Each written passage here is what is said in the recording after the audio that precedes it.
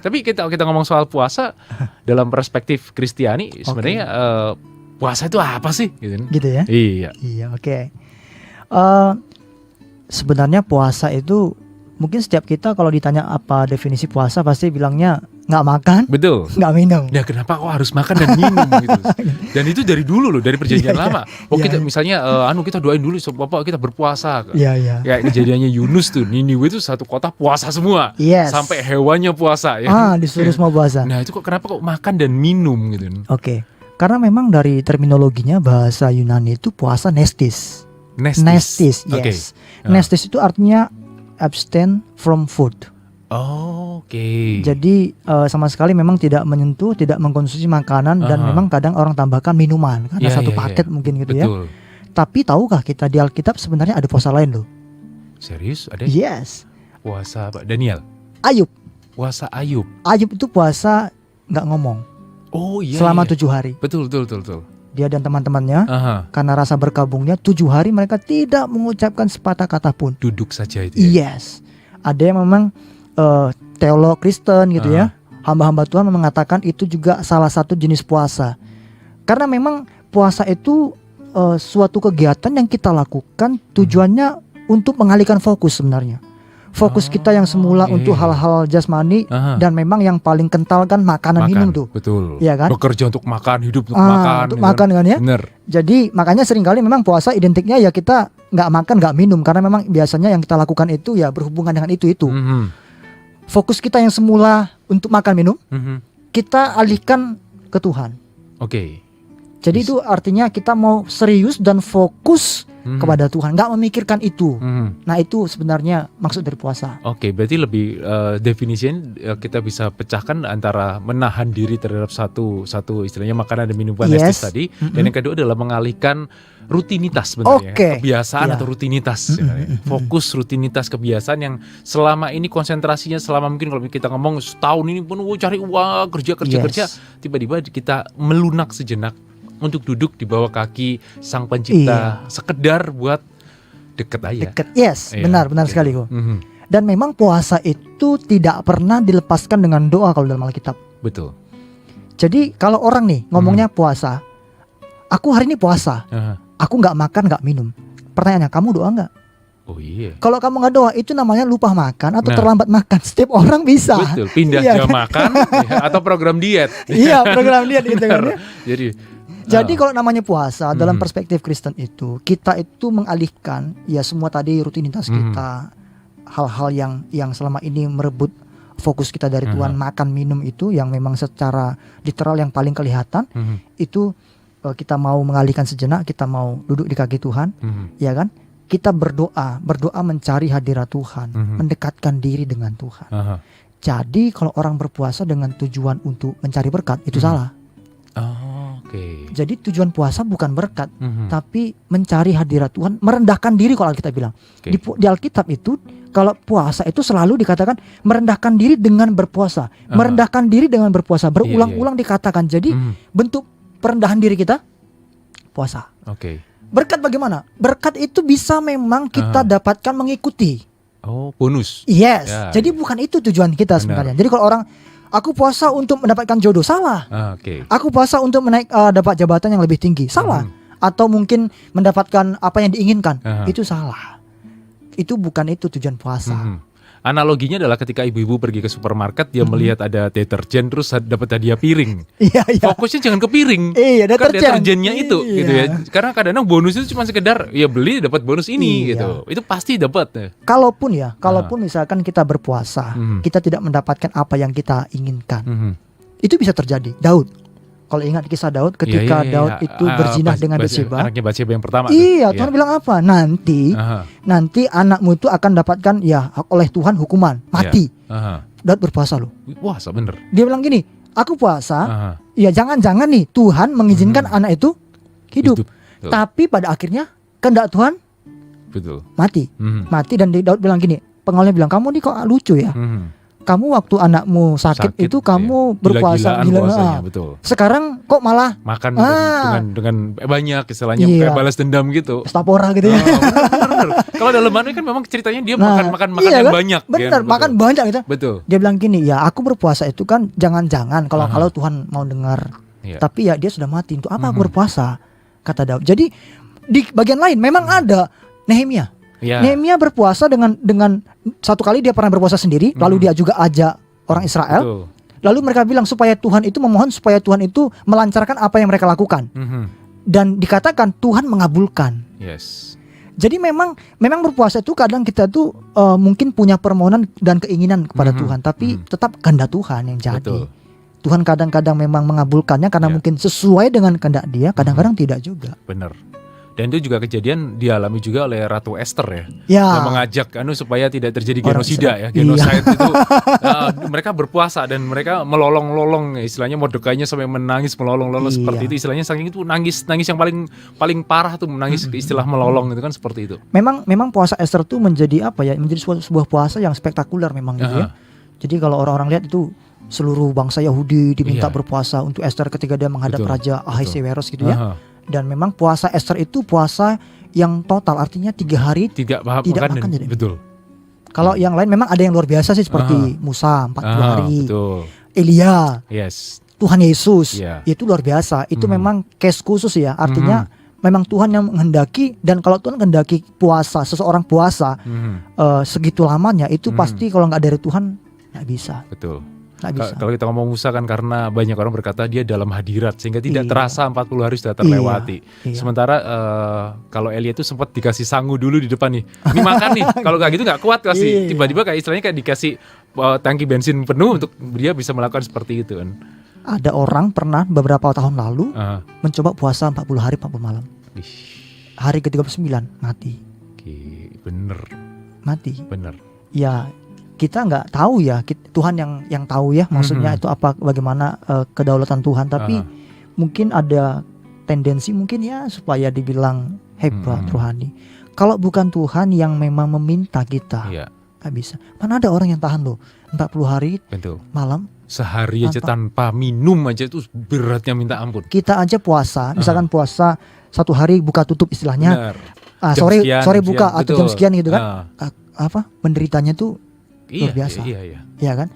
Apalagi 3 hari Esther 3 hari itu sudah terasa. Total, itu terasa. 10 hari. Saya pikir itu dari itu matinya bukan karena genosida atau mati kelaparan mati kelaparan karena mereka 3 hari total dan mereka berkumpul di satu titik untuk mendukung dan tetap lagi bahwa saya juga lihat hampir di semua agama dan kepercayaan bahwa puasa selalu identik dengan yang namanya doa. Selalu identik istilahnya kalau misalnya ada yang bertapa ya kan mereka puasa dan mereka bertapa. Nah itu kan mendekatkan diri juga kepada supaya yang fokus kan ya. Benar. Mengesampingkan semua hal-hal jasmani gitu kan ya. Iya. Jadi sedemikian hebatnya ya efek dari puasa, dan konon puasa itu adalah boosternya doa supaya lebih gampang untuk didengar dan dijawab. Iya. Gitu. Kalau kita juga belajar ya dari Alkitab itu memang puasa itu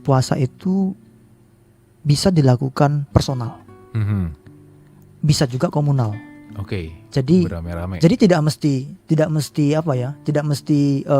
beramai-ramai atau hanya sendiri. Biasanya sih kadang-kadang gereja gitu ya punya program puasa. Ayo kita puasa bersama-sama, itu ya secara komunal. Jemaat itu harusnya sadar bahwa tanpa diminta pun dia kalau memang dia ingin punya kerinduan untuk dekat dengan Tuhan, berpuasa anytime kapanpun dia memang komitmen kepada Tuhan, harusnya bisa. Makanya saya pun rindu sekali jemaat Kristen, orang-orang percaya itu supaya ya cobalah punya keinginan kerinduan untuk mendekatkan diri dengan berpuasa. Dan saya yakin percaya ketika kita memang mendekatkan diri dengan berpuasa, fokus kepada Tuhan, artinya itu kita berusaha untuk menyelaraskan detak jantung kita dengan Tuhan itu. Jadi apa yang Tuhan inginkan itu kita pahami, kita mengerti. Karena memang fokus kita tuh kepada Tuhan. Dan ketika kita ngerti kehendak Tuhan, maka apa yang kita doakan pasti sesuai dengan kehendak Dia. Ketika kita berdoa sesuai kehendak Tuhan, maka Alkitab berkata akan dikabulkan. Kenapa doa kita tidak dikabulkan? Karena memang kita nggak ngerti kehendak Tuhan. Dan itu pasti kalau bertentangan dengan kehendak Tuhan itu nggak bisa. Jadi puasa itu bukan mengubah keputusan Tuhan, no. justru mengubah kita semakin dekat, memulihkan kita. Yang dulunya kita temperamen, gampang marah. Berpuasa kan kita mungkin bertemu dengan Tuhan, encounter with God ya. Lalu kita mendengarkan firman Tuhan, membaca firman Tuhan, lalu kita diingatkan, diajari.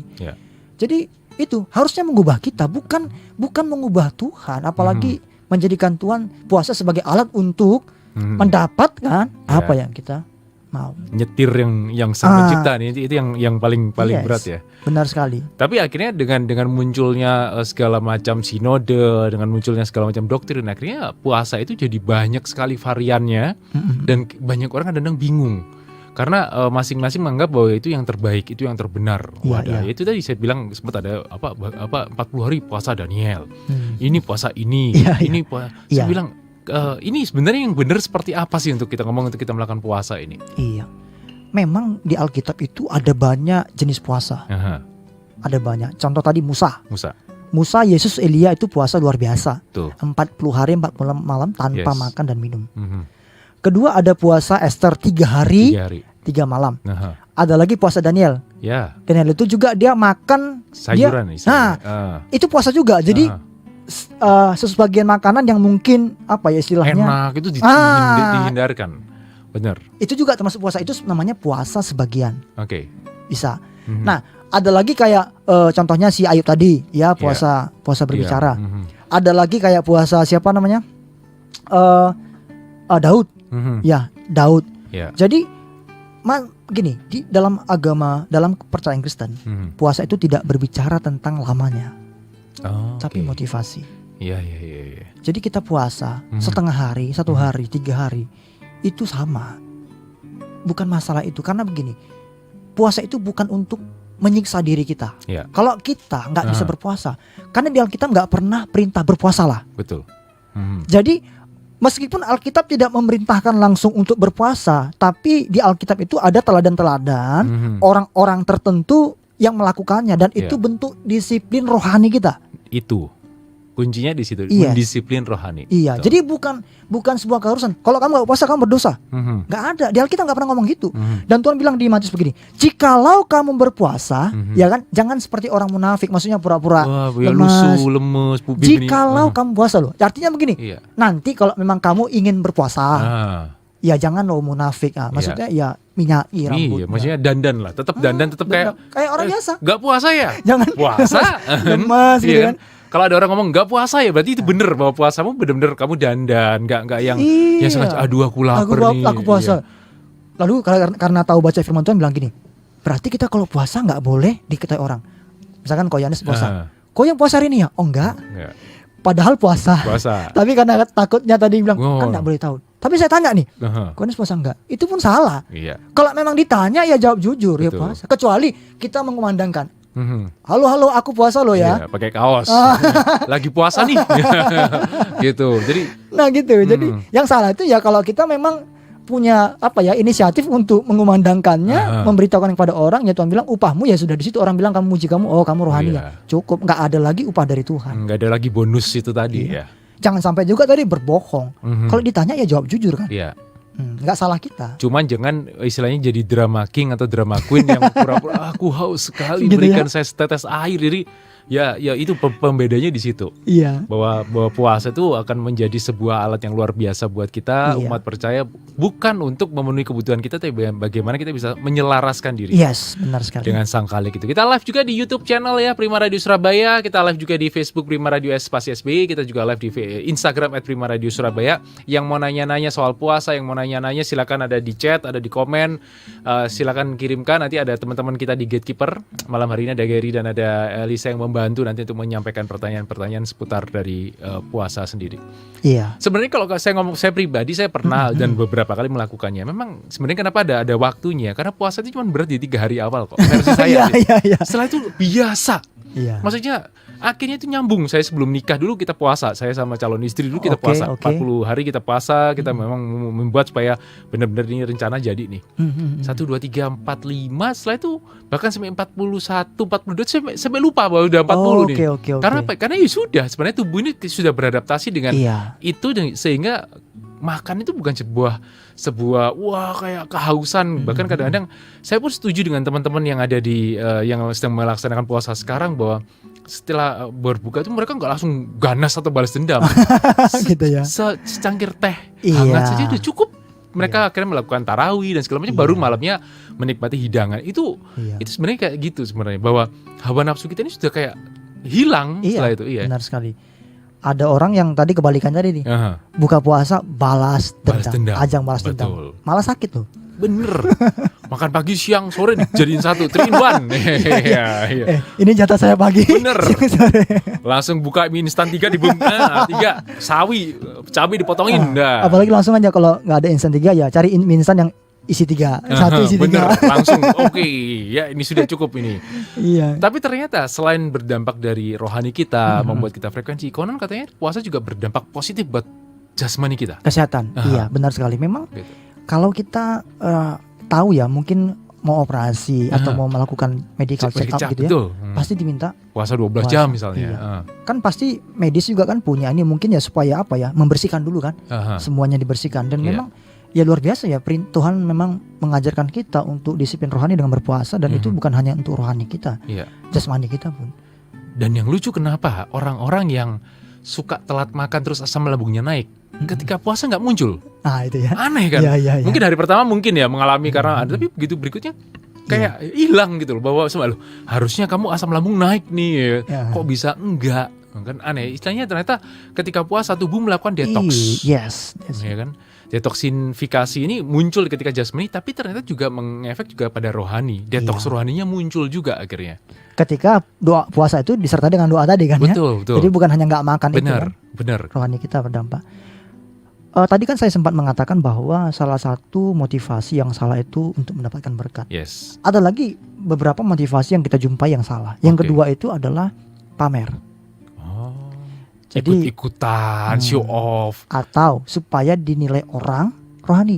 Coba kita ingat kisah ketika Tuhan memberikan perumpamaan orang Farisi dan orang berdosa di bait Allah yang berdoa. Betul. Orang Farisi doanya begini. Di tengah-tengah, di center stage lah istilahnya kayak gitu, di center stage. Tuhan, dia bilang begini, Tuhan aku bersyukur, bukan dilahirkan seperti orang lalim. Tidak seperti pemungut cukanya. Aku berpuasa berapa kali ya? Iya, 2 kali seminggu. Benar. Padahal kalau kita baca dari kitab Imamat itu kan ada perintah Tuhan. Orang Israel itu harus berpuasa itu paling tidak 1 tahun sekali loh. Betul. Hari Raya Pendamaian. Ya, Yom Kippur. Ya. Hebatnya orang Farisi. 2 kali seminggu. Di triple perlu. Gitu ya. Tuhannya triple. Memang kalau kita baca Zakaria itu memang ada nanti bulan keempat, 5, 7, 10. Ada hitung-hitungannya. Iya, ada nambah. Memang semula setahun sekali ya kan, Hari Raya Pendamaian tuh minta mereka berpuasa. Itu pun berpuasa artinya jangan melakukan kegiatan apa-apa dulu. Artinya kamu ini mau berdamai dengan saya, artinya fokus dengan saya. Benar. Jadi memang salah satu tujuan puasa itu tadi kita mencari hadirat Tuhan, yang kedua itu rekonsiliasi, berdamai dengan Allah. Memohonkan ampun dari Tuhan itu kita bisa lakukan dengan puasa. Artinya kita serius dengan Tuhan. Nah, jadi pamer tadi itu yaitu tadi supaya dibilang orang rohani, gitu kan. Lalu selain pamer apa lagi? Itu tadi diet. Itu motivasi yang salah. Aku puasa supaya selain aku beribadah, aku juga mau menguruskan badan beberapa kilo nih. Nah, aku puasa katanya itu. Kalau mungkin dengan puasa kita mendapatkan manfaat lain seperti tubuh kita menjadi lebih baik, itu hanya just bonus kan. Bonus ya, piring tadi bukan deterjennya kan, betul. Jadi 3 motivasi ini yang harus kita waspadai sebagai coba kita kalau berpuasa selama ini atau mungkin akan puasa, coba introspeksi diri kita. Coba tanyakan diri kita, apa sih tujuan saya puasa? Apakah untuk mendapatkan berkat dari Tuhan? Sekedar pamer? Atau yaitu tadi untuk saya supaya mendapatkan tubuh yang lebih proporsional ideal, atau diet. Kalau kita masih berpikir seperti itu, lebih baik jangan puasa dah. Karena bukan itu tujuan puasa Tuhan minta. Di Alkitab itu selalu puasa itu berhubungan dengan apa? Berhubungan dengan orang-orang yang merendahkan diri untuk mencari wajah Tuhan, berdamai dengan Tuhan, mengaku dosa, mohon ampun ya kan atas kesalahan dan sebagainya. Tidak ada berhubungan dengan hal jasmani seperti itu. Dan saya katakan tadi ya, kalau kita sungguh-sungguh dan memang Tuhan ya, dia bisa aja memberikan kepada kita apa yang kita butuhkan. mungkin bisa ditambahkan satu lagi sebagai materi konten. Itu sekarang banyak tuh hari-hari gini tuh. Wah, setelah saya berpuasa gini-gini. Oh iya. Waduh, ini asik juga nih orang ini puasa. Cerita live, dia cerita gini-gini. Saya pikir ya jadi materi konten, dan menurut saya balik lagi Anda sudah mendapatkan upahnya. Iya. Orang bilang, "Oh, ternyata ada pemain sepak bola yang saya lihat yang terkenal gitu ya." Ya, dia berpuasa, ya itu dia buat itu. Mungkin orang wah tepuk tangan. Ya saya berpikir ya itulah sudah upahnya ya dari manusia, dan dari manusia, pujian manusia berapa lama sih tahan? Iya, betul. Gitu kan ya. Nah, makanya seperti firman Tuhan katakan di bagian lain, sama seperti kalau kita memberi. Memberi itu jangan kamu mencanangkan, katanya kan. Jangan kamu mencanangkan di tembok-tembok di mana gitu kan, bahwa kamu memberi. Artinya kalau kamu memberi itu jangan supaya orang tahu lalu dan mengharapkan balasan. Betul. Kalau kita baca dalam teks aslinya, mencanangkan itu sebenarnya menerompetkan.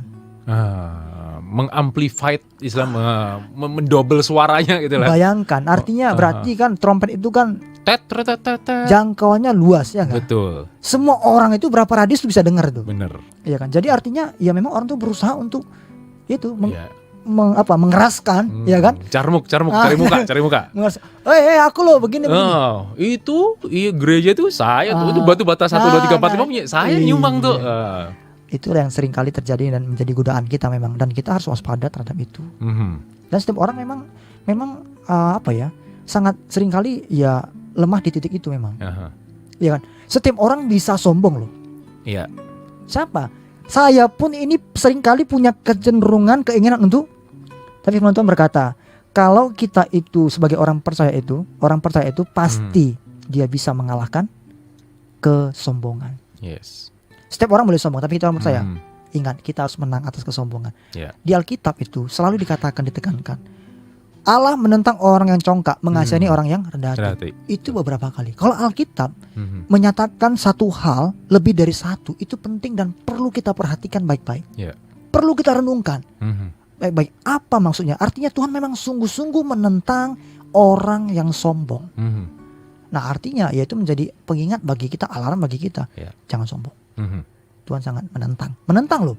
Menentang itu kan sudah jadi lawannya. Betul. Tuhan berseteru dengan kita. Gitu ya? Bener, ya kan? Udah berseteru dengan kita, bukan lagi cuma sekedar gaenaan. Bukan gaenaan, gaenaan apa-apa. Iya, udah berseteru tuh. Diapa-apain kan? Kalau udah berseteru tuh ya saling ini sudah. Nah, jadi jangan itu. Nah, kalau kita lihat dari puasa ya, dari pandangan Alkitab ya, ketika perjanjian lama tuh banyak muncul, tapi ketika perjanjian baru kok tiba-tiba kayak jadi sebuah hilang, nggak terlalu banyak, nggak terlalu banyak lah, bukan hilang ya, nggak terlalu banyak. Ini kenapa ada apa di New Testament ini dengan tiba-tiba kok nggak sekejam ketika di perjanjian lama kan hampir tiap kitab tuh muncul loh. Nah, ketika masuk ke perjanjian baru New Testament kok tiba-tiba kayak sedikit gitu ya. Dan ini yang kadang-kadang dipakai banyak orang menjadi celah bahwa kita nggak makan gini, tapi Milo boleh. Nggak makan, energen boleh. Jadi kayak ditekuk-tekuk sendiri di situ kan. Ini kenapa nih di PB nih? Baik. Kalau kita baca di dalam PB ya, khususnya kita baca di Injil deh. Di Injil. Ada murid-murid Yohanes Pembaptis nih. Tanya kepada Yesus. Guru, murid-murid Yohanes Pembaptis berpuasa. Orang Farisi pun berpuasa. Kenapa murid-muridmu tidak? Enggak. Tuhan bilang begini, kalau mempelai itu masih ada di antara mereka, yang untuk apa mereka puasa? Betul. Artinya aku loh Tuhan atas hari puasa itu. Aku yang fokusnya. Aku ada di tengah-tengah mereka, untuk apa puasa? Nanti nih ada saatnya ketika mempelai itu diambil dari mereka, mereka akan berpuasa. Jadi memang artinya bagi Tuhan itu puasa itu bukan menjadi sebuah ritual keagamaan. Seperti konsep orang Yahudi. Memang di dalam PL itu ada banyak tokoh-tokoh dalam Alkitab itu yang merendahkan diri mencari Tuhan. Dan saya menduga bahwa setelah itu dari situ ahli-ahli Taurat dan orang Farisi kan mereka kan banyak sekali melakukan penafsiran terhadap teks-teks PL. Dan bahkan mereka tambahkan tuh hukum-hukum dari mereka tuh yang menjadi kuk dan beban bagi orang Israel. Benar. Ya kan? Dan kadang-kadang lebih berat gitu loh dari apa yang mereka minta dari apa yang Tuhan minta gitu. Dan penghakiman dari mereka tuh kejam. Nah, jadi karena itulah mungkin mereka menjadikan puasa itu sebagai sebuah ritual keagamaan yang harus dilakukan sampai mereka tadi sebagaimana yang Tuhan katakan dalam perumpamaan sampai 2 kali seminggu tadi. Nah, sebenarnya saya katakan tadi, memang di Alkitab itu tidak pernah Tuhan Allah memberikan perintah kepada orang percaya untuk berpuasa. Karena puasa itu merupakan kerinduan kita, komitmen kita kepada Tuhan yang ingin dekat dengan Tuhan tadi. Ya kalau kamu mau dekat dengan Tuhan silakan berpuasa. Di PB Rasul Paulus itu ketika dia mendapatkan penglihatan ketika dalam perjalanan ke Damsyik itu dia kan buta. 3 hari dia nggak makan nggak minum. Betul. Konteksnya buta, dibawa masuk ke kota tanpa makan tanpa minum. Lalu rasul-rasul setelah Yesus itu, rasul-rasul itu juga beberapa kali ketika mereka itu ingin ngambil keputusan, itu mereka berpuasa loh. Jadi ternyata di PB itu sebenarnya juga ada banyak sih sebenarnya bagian-bagian yang menjelaskan kepada kita ternyata puasa itu bukan tetap menjadi gaya hidup orang-orang Kristen mula-mula. Tapi bukan sebagai sebuah Taurat atau undang-undang yang kayaknya kejam sekali di PL, sehingga di sini justru lebih demokratis, lebih. Iya, itu bukan tuntutan gitu loh. Yang kalau kamu nggak lakukan kamu dihukum. No. Itu ya kembali ke kamu. Iya, kalau kamu memang rindu dekat dengan Tuhan, dengan kamu mengalihkan selama ini mungkin perhatianmu kepada hal-hal jasmani ya, tinggalkan itu, fokus kepada Tuhan.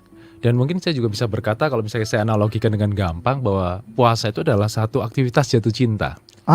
Kayak kencan itu kan nggak ada kan harus kencan berapa lama kan ya. Tapi ketika dia semakin jatuh cinta dengan gadis itu misalnya, dengan pria itu, kencan itu bisa hampir tiap hari, ya kan? Bahkan kalau 1 jam nggak ketemu itu ditelepon. Nah itu kan aktivitas jatuh cinta. Ketika itu berapi-api, benar-benar kayak cinta mula-mula, benar-benar menunjukkan kehangatan. Nah itu puasa sebenarnya.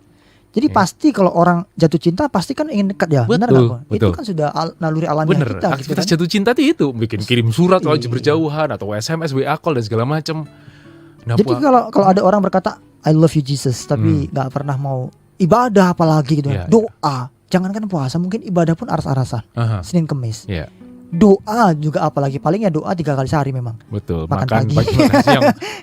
Tapi snacknya nggak doa nih. Soalnya ada snack nih. Nah gitu kan. Jadi aku doa 3 kali sehari. Atau ibadah mungkin orang bilang Kristen Natal gitu ya. Tapi hebatnya ada orang ya, Paskah pun nggak ibadah, Natal pun nggak ibadah, itu KTP-nya yang Kristen. Betul. Jadi kalau orang bilang itu Kristen tanpa pertobatan. Benar. Gitu ya. Ada itu wah saya mikir tuh memang. Cuman kalung doang salib nih. Gitu ya. Besar-besar gitu kan ya. Gede gitu. Iya. Iya. Menarik ya puasa ini bahwa ternyata tidak seberat yang kita bayangkan, tapi juga tidak semudah atau segampang yang kita ucapkan. Bahwa itu ada porsi dan ada bentuk jatuh cinta ya sebenarnya yang muncul di sini. Dan kalau Anda semakin jatuh cinta, maka puasa ini bukan sebuah beban, tapi sebuah kenyamanan karena bisa bertemu, bisa dekat, bisa ngobrol, istilahnya bisa manunggal dengan sang kalik ini menjadi sebuah kayak puasa ini kayak jembatannya untuk menuju sang kalik ini. Kalau kita tadi dengan lawan jenis kita, pasangan kita sering intens berkomunikasi, berelasi, pasti kan saling kenal, lebih dalam gitu kan. Sama, kita dekat dengan Tuhan dalam berpuasa, merendahkan diri, mendekatkan diri dengan Tuhan. Maka saya katakan tadi, kita akan mengerti apa yang menjadi kerinduan dan keinginan Tuhan dalam hidup kita. Even kita bekerja sebagai seorang pebisnis, pengusaha, dunia sekuler, apapun itu, hamba Tuhan sekalipun, itu sama di mata Tuhan. Jadi jangan merasa, aku ini nggak seorang pendeta, aku ini lebih hina. Tidak. Memang tidak mungkin Tuhan memanggil semua orang jadi pendeta. Iya kan? Jemaatnya terus. Ya kan? Tidak mungkin juga Tuhan manggil semua orang jadi pengusaha. Loh, nggak ada yang bina rohani berarti gitu kan? Liar semua ini nanti kan ya. Artinya Tuhan kan seperti Ko Yohanes, mungkin Ko Yohanes ini sekarang di bidang apa? Ya Tuhan panggil di situ. Dan di bidang itu pun Ko Yohanes bisa menjadi berkat. Ya kan? Bisa menjadi berkat, menjadi saksi Tuhan. Betul. Tetap lakukan apa yang jadi. Kalau saya mungkin sebagai seorang pendidik di sekolah teologi, sebagai hamba Tuhan, ya itu panggilan saya. Bukan berarti saya lebih hebat daripada Ko Yohanes, tidak. Yang penting apapun bidang yang Tuhan percayakan kepada kita, yang penting satu fokus kita itu orientasi kita tetap Tuhan. Kalau bekerja lakukan dengan benar. Betul. Jangan tipu-tipu sana, tipu sini. Ya kan? Apapun itu kita lakukan, tunjukkanlah identitas kita sebagai orang percaya. Ya. Begitu. Saya baru sadar dari obrolan kita, saya baru sadar. Ketika saya makan minum yang normal ya, saya kan termasuk orang yang tidak terlalu sensitif dengan suara. Gitu. Jadi kadang-kadang kalau saya maksudnya normal ini, doa saya ini isinya nuntut doang. Oh gitu ya. Ini gini, kok pandemi ini, job-joban sepi ini gini. Tapi saya mulai mikir bahwa ketika waktu itu saya puasa, kayak nggak punya energi. Akhirnya duduk ya udah terima kasih, cuman sekedar ngomong gitu aja. Thank you ya. Beda banget ketika saya punya energi. Ketika saya punya energi kayak saya nantang loh. Kok gak diberkati? Kok bulan ini sepi? Gak ada job-joban, gak ada MC segala macam. Gimana? Tapi itu karena energi yang di sini masih banyak nih. Tapi kalau puasa, saya mikir, wah, terima kasih aja lah, terima kasih. Cuma sekedar gitu. Tapi kadang-kadang justru ucapan terima kasih yang berulang-ulang itu lebih, amin itu bisa lebih damai, bisa lebih tenang, bisa lebih emosi itu nggak sehingar-bingar sebelumnya. Ya, saya baru sadar iya. Ketika saya makan, benar sekali. Saya bisa ngamukin, bisa marah-marahin. Kok sepi nih? Kok pemasukan nggak ada ini? Kan? Makanya adalah kita pernah bilang gini, Tuhan jangan aku terlalu kenyang gitu ya, supaya aku nggak ini kan, nggak menyangkal Tuhan. Iya, itu jangan kan, juga jadikan aku berkekurangan, supaya aku nggak menghujat gitu kan ya. Iya. Makanya Tuhan bilang di dalam doanya yang Tuhan ajarkan, berikanlah kami pada hari ini makanan kami secukupnya. Kalau kita punya lebih, ya kita kasih kepada orang yang membutuhkan. Itulah identitas kita sebagai orang percaya. Ada orang yang numpuk, Tuhan bilang kan, kamu numpuk harta, ngengat dan karat itu yang habisin. Di mana hartamu berada, di situ hatimu. Itu kejadian kayak mana tuh ya? Wah, saya tumpuk nih buat besok nih, dan besok berulat. Itu sama kan? Tuhan bilang ya jangan ditumpuk begitu. Iya, benar-benar. Itu doa itu dari kejadian udah muncul tiba secukupnya ya buat satu hari per orang, kalau satu kita, gomer. Benar kan? sekali. Jadi kalau kita memang membaca Alkitab dengan sungguh-sungguh, mengerti kebenaran, saya percaya tanpa kita tuh dengar khotbah berulang-ulang itu, saya kira kita mengerti firman Tuhan. Makanya jemaat Tuhan tuh orang percaya itu harus membaca Alkitab. Itu menjadi firman-Mu pelita bagi kakiku, terang bagi jalanku. Orang yang ngerti firman itu, apapun yang dia lakukan itu, dia akan menyelaraskan dengan firman. Ketika dia ingin menipu, dia ingat firman Tuhan berkata, wah, jangan melakukan dusta, tipu dan sebagainya. Ketika dia melakukan hal yang lain dan itu bertentangan, Roh Kudus itu, dan dia akan diingatkan akan firman yang dia baca, dan dia akan beralih kembali ke jalan yang lurus. Bayangkan kalau kita tidak punya firman dalam hidup kita. Makanya firman Tuhan berkata, ibadah itu mengandung janji baik untuk hidup sekarang maupun hidup yang akan datang. Hidup sekarang di dunia ini, kalau kita ibadah, dalam ibadah kita kan memuji Tuhan, menyembah Tuhan, mendengarkan firman Tuhan. Karena firman Tuhan itu nggak bisa dilepaskan dari yang namanya ibadah Kristen, itu esensinya. Nah, bukan berarti pujian penyembahan nggak penting maksud saya. Nah, artinya begini, sebuah ibadah itu nggak bisa dikatakan ibadah kepada Tuhan kalau nggak ada pemberitaan firman. Jadi dalam ibadah kita mendengarkan firman kan berarti kita mengerti janji Tuhan. Kita mendapatkan janji Tuhan. Makanya dikatakan ibadah itu mengandung janji, karena dalam ibadah itu kita menerima firman Tuhan, menerima janji Tuhan. Dan yang berguna untuk apa? Hidup kita sekarang. Apapun yang kita lakukan itu kita lakukan sesuai kebenaran. Kalau kita punya masalah, kita mendapatkan kekuatan, penghiburan, sukacita daripada Tuhan. Apa maksudnya hidup yang akan datang? Dalam firman kan kita dikatakan bahwa di dalam Yesus kita itu memperoleh hidup yang kekal. Itu kita dapat dari mana? Firman. Nah, makanya dalam pandemi ini pun ya memang banyak gereja yang melakukan ibadah online. Tapi memang jemaat Tuhan itu harusnya meskipun ibadah online itu hanya caranya online, esensinya tetap ibadah. Artinya ya kita memberikan waktu kita kepada Tuhan, mendengarkan firman Tuhan, memuji, menyembah Tuhan. Di situ kita mendapatkan janji. Ada sacrifice yang dimunculkan, ada pengorbanan waktu, pengorbanan istilahnya kayak bensinnya ke situ ya kan, terus inilah kadang-kadang pulangnya kalau antrian parkir itu juga pengorbanan loh, jangan dibuat sebagai kemarahan. Gimana parkir gak mumpuni ya. Gitu ya. Itu part of, jadi bagian dari sacrifice Anda gitu. Iya, benar sekali. Karena banyak juga orang semakin kesini dengan pengajaran-pengajaran yang salah akhirnya ngambilnya sepotong-potong. Jadi paling enak adalah ya orang Kristen pasti ngambilnya Ishak nih. Ishak makin lama makin kaya, semakin lama makin kaya, dan berapa ratus kali lipat? 100 kali lipat. Dan iya kan kalau bisa bunyi ditabur 30, 60, 100, saya beriman 100 saja lah. Ya, padahal itu kayaknya kayak ngambilnya kayak secuplik. Iya, cuman ayat itu. Iya. Padahal ya kalau kita baca Alkitab jujur ya, yang 30, 60, 100 itu konteksnya apa? Benih firman. Betul. Bukan duit loh. Bukan materi. Persembahan apalagi. Bener. Ya jemaat Tuhan, terima kasih sudah memberikan persembahan. Tuhan akan mengembalikan 30, 60, 100 kali lipat, bahkan berkelimpahan. Kelihatannya rohani sekali, padahal ya itu sudah salah. Yang ditabur itu, yang berbuah itu firman. Betul. 30, 60 artinya apa? Kalau kita firman itu ditabur hati kita ini, hati yang tanah yang baik, kita menerima firman dengan rela hati, kita mau diubahkan, dikoreksi firman Tuhan, maka akan mengerjakan dalam hidup kita dan hidup kita berbuah. 30-60 itu hanya bicara tentang apa? Buah kita melimpah. Bukan masalah 30 lebih sedikit, 60 agak sedang, 100. No. Itu sebenarnya itu sebuah ungkapan kamu akan berbuah lebat. Betul. 30 itu udah luar biasa kok. Betul. 10 kali lipat itu sudah 1000% tuh. 10 kali lipat loh. 10 kali lipat 1000%. Betul. Artinya melimpah. Buah kita tuh orang Kristen tuh harusnya melimpah. Dan firman itu adalah sebuah janji yang nantinya bisa berujung pada berkat itu sendiri. Karena memang banyak sekali janji yang diucapkan di dalam firman, dan 30-60 kali lipat itu adalah sebuah bagaimana mungkin bentuk penyembahan kita. Misalnya anggap aja lah hari ini kita baca 30 ayat. Kalau semakin kuat 60 ayat, ya kan? Itu adalah sebuah perkembangan dan kedewasaan dari rohani, dan itulah wujud dari sebuah rema sebenarnya. Gak usah nyari ketika khotbah terus merinding-merinding, ini rema nih. Orang itu selalu menggampangkan, ini merinding pasti rema nih. Padahal kalau saya nonton talent show saya sering merinding loh. Iya. Hadirat Tuhan kah? Bener. Suaranya. Iya. Sound systemnya, lighting itu merinding. Bener.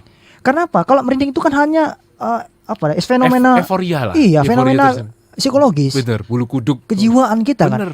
Firman Tuhan bilang gini, Allah itu roh, barang siapa menyembah Dia dalam roh dan kebenaran. Kita itu bisa bertemu dengan Tuhan tuh hanya dengan dimensi roh. Nggak bisa diukur dengan bulu kuduk yang berdiri. Itu harusnya roh, bukan jiwa kita. Makanya, tapi banyak orang yang salah paham. Artinya, kalau kita berkhotbah membuat orang itu merinding tuh kayaknya diminati gitu. Akhirnya pendeta sekarang itu banyak yang belajar psikologi daripada teologi. Betul. Jadi belajar cara mensugesti jemaat, mempersuasif jemaat supaya mereka itu kayak termotivasi, kayak MLM akhirnya ya. Nanti merasa merasa sedih ya kan, merasa terhibur dan sebagainya. Pokoknya hanya menyentuh jiwa orang aja, emosinya orang aja, dia otak-atik di style-style kemana yang dia mau. Dan orang-orang Kristen yang nggak dewasa berpikir itu hadirat rema itu merinding soalnya. Terus-terusan merinding. Apalagi kalau misalnya saya didoakan dia terus disentuh, rebah saya. Gitu. Wow. Itu. Saya kadang-kadang mikir juga, dulu pernah saya rebah, ini rebah beneran apa? Karena kiri kanan rebah masa nggak enak sih. Oh gitu ya. Tapi memang kalau kita didoakan itu, memang Roh Kudus itu bisa bermanifestasi, kita bisa tidak kuat dan kita bisa terjatuh. Betul. Bisa. Betul. Tapi jangan sampai kita membuat-buat. Orang lain rebah, kita ikut rebah. Nggak enak nih kalau kiri udah rebah nih, masa biasanya dibilang kita keras kepala, keras hati. Tidak selalu itu hanya bisa terjadi, tapi bukan menjadi sebuah tolak ukur dan keharusan. Kalau didoakan, kalau bukti kamu dipenuhi Roh Kudus, hadirat Tuhan harus rebah. Dan kalau kita baca di Alkitab itu jarang sekali rebah loh. Yang terjadi tersungkur ke depan. Iya, termasuk ketika kita ngomong Wahyu lah, kitab terakhir itu tua-tua itu ngelempar mahkota terus tersungkur ke depan, bukan ke belakang. Itu pun karena kita merasa kita ini hina. Allah itu kudus, kita nggak sanggup bertemu dengan kekudusan Dia. Kita tersungkur. Betul. Itu keren sekali tuh di elder bow itu istilah ke depan itu, bukan ke belakang. Sehingga kadang-kadang ya itu tadi, termasuk juga zaman dulu ada istilahnya kayak turun to blessing. Jadi akhirnya masuk ke Indonesia tuh apa-apa tertawa dalam roh. Ini slain in the spirit, laughing in the spirit, dengan menggonggong dalam roh. Bener. Iya. Dan itulah gara-gara banyak sekali doktrin-doktrin yang muncul yang mungkin tidak balik lagi back to basic, back to Bible. Termasuk juga dalam konteks puasa. Iya. Puasa sekali lagi jangan mengatur, aku mau puasa dengan konteks nabi ini. Lebih bagaimana ini aktivitas jatuh cinta. Bagaimana Anda men-treat pacar Anda, dalam tanda kutip calon mempelai Anda itu dengan baik. Ya kan? Dari saya, kalau kita mau berpuasa, apa yang harus kita lakukan? Yang pertama itu kita memang perlu berdoa, minta hikmat dari Tuhan. Waktu kapan yang sesuai untuk kita. Mau apakah setengah hari, 1 hari atau 3 hari atau berapa hari yang Tuhan memang kita Jadi bukan karena ikut-ikutan dan bukan karena supaya dibilang orang hebat aja, tapi makanya saya ketika saya mengajarkan kepada saudara-saudara saya atau istri saya, kalau mungkin tidak siap untuk puasa 1 hari penuh atau 3 hari, saya katakan setengah hari gak apa-apa. Yang penting ya kamu komit Tuhan, aku mau. Jadi bukan gini, cek tak coba sek yo. Kalau saya bisa 1 hari, saya 1 hari. Kalau enggak setengah hari. Test drive nih. Itu sudah salah tuh. Betul. Harusnya di awal kamu komit sudah. 1 hari ya 1 hari. Setengah hari. Jangan bilang kalau saya mampu 1 hari, 1 hari. Kalau enggak ya setengah hari. Wah itu udah salah itu motivasi di awal. Itu pasti setengah hari tuh. Pasti udah nggak kuat nih. Ya. Gitu ya. Benar. Karena itu bentuk dari disiplin rohani. Iya. Sekali lagi ini bukan cuma sekedar menjalankan, tapi ini disiplin.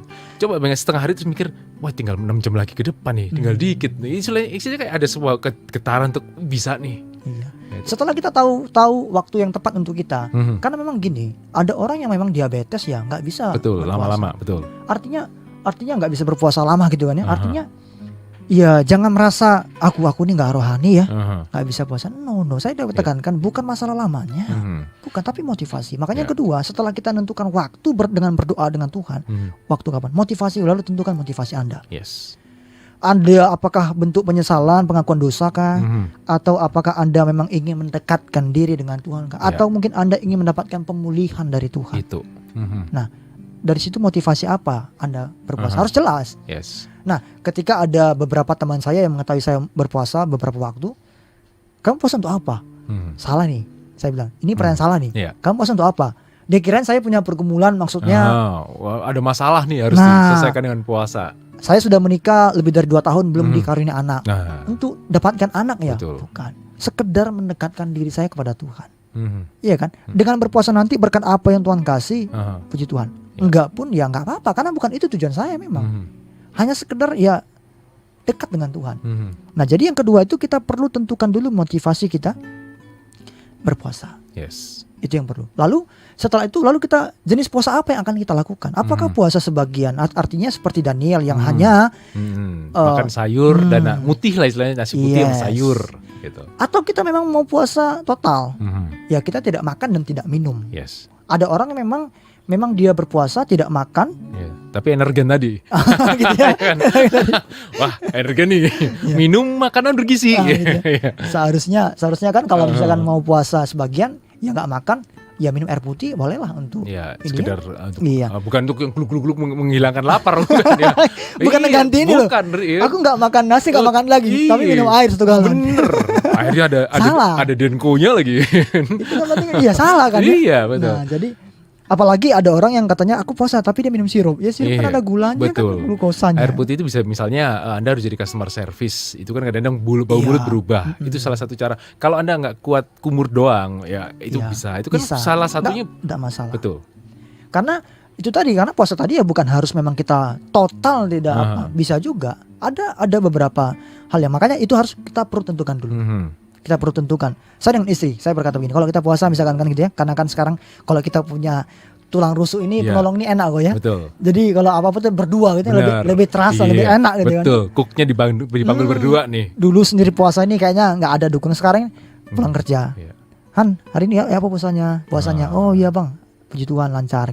Kan kita sudah. Jadi lebih enak. Pasangan saya pun semangat berpuasa ya kita juga. Jadi ada evaluasinya, ada motivasi berdua.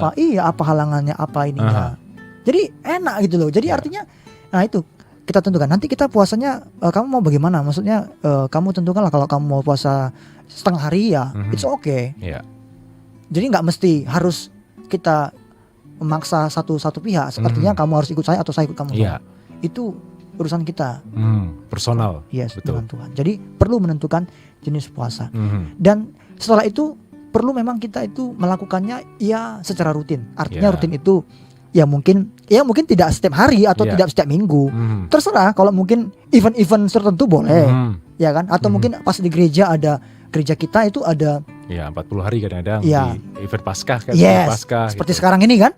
Lalu setiap minggu kan tanpa pun event itu kan tetap ada doa puasa tuh. Betul, setiap Sabtu.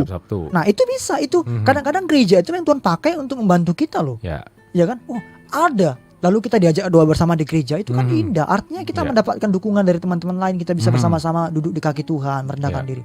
Nah gunakanlah manfaat itu.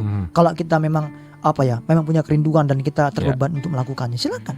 Dan biasanya itu adalah ibadah yang paling sepi tuh. dan doa puasa. Nggak ada snacknya ya.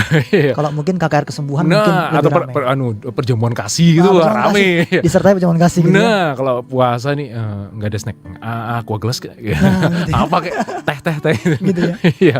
Kalaupun misalkan habis doa puasa nanti dikasih teh, itu pun hanya teh aja katanya. Iya. Nggak usah ikut. Bener. Kadang itu paling sepi itu. Beneran paling sepi. Sekali. Kecuali kalau ada door prize di situ. Motivasinya bisa berubah. Makanya kalau kita ada masih yang berpikir seperti itu, ya saya mengajak ya kita bertobat lah. Iya. Kita harus memutar kembali pemahaman kita yang selama ini salah, memperbaikinya sesuai dengan firman Tuhan tadi. Yes. Good conversation with Joshua Sibarani MTH, dan dari sini kita belajar sahabat Prima bahwa puasa itu adalah salah satu sekali lagi aktivitas jatuh cinta kita kepada Sang Pencipta, Sang Khalik ini yang membuat kita benar-benar akhirnya bisa menikmati puasa itu sebagai sebuah berkat, bukan sebuah beban. Ya. Terima kasih sudah mendengarkan Happy Sharing. Kak Jos, terima kasih buat sama-sama. Next kita ketemu lagi. Yes. Gary, Alisa yang ada di Gatekeeper juga terima kasih sudah memantau kita. Terima kasih sudah menonton kita. Kita ketemu lagi minggu depan di Happy Sharing bersama dari Happy Family Center dan STT Happy Family. Gimana? Udah lega kan? Cuma di Happy Sharing kamu bisa keluarin semuanya. Happy Sharing presented by Happy Family Center and supported by Prima Radio Surabaya.